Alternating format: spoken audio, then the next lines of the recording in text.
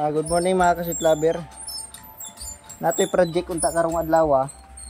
Papa-change oil si ma'am. Andi lang nato banggiton. Kinsa si ma'am. Sa shoutout na lang sa iyo ma'am ha.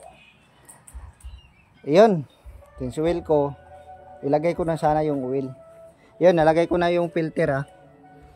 Nag-plus ko na yung oil. Maganda pa naman yung oil niya. Yan oh, yung oil niya oh, maganda pa. Ilabas natin. Ilabas natin. Ayan, maganda pa yung oil niya dahil nasa 4,000 pa ata. 4,000 pa daw to. Kaya nakita ko man sa trip A. Yan, medyo kwanta naman. Ngayon, nakita ko yung takip ng, tinawagan ko yung may-ari. Ma'am, tingnan natin yung ilalim. Baka sasayang lang tayo ng oil. Yun nga yung bungungad. Tingnan nyo mga kasutlaber. Yun yung makina niya.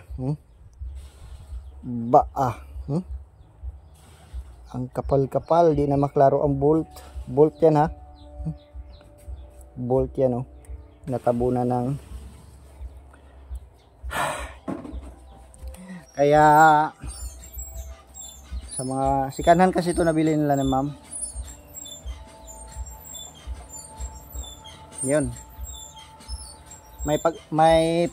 May tendency pa to ma-overhaul. Dahil hindi man yan kaya linisan dyan sa harap lang.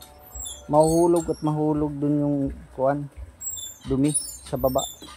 Kaya overhaul talaga yung makina niya. Buti na lang overhaul siya na hindi walang papalitan. Siguro yung mga gasket, yun normal lang yan. Mag-overhaul. Yung mga bearing, original pa yan. Wala pa. Maganda pa yung turog makina niya. Yun nga lang, may magastuhan pa rin. Sayang yung makina ni ma'am. Ang ganda pa naman sana yung makina. Ito, wala talaga.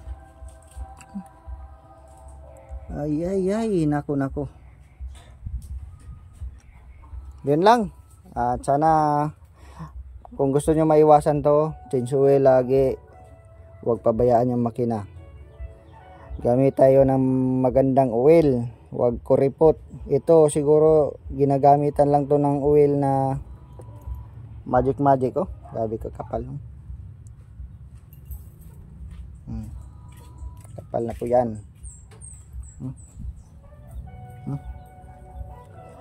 Kaya chichuwi lagi mga kasitlaber. Kaysa mapagastos pa ng biglaan.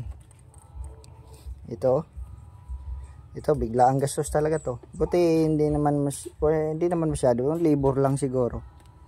Dahil ganda pa naman ng makina.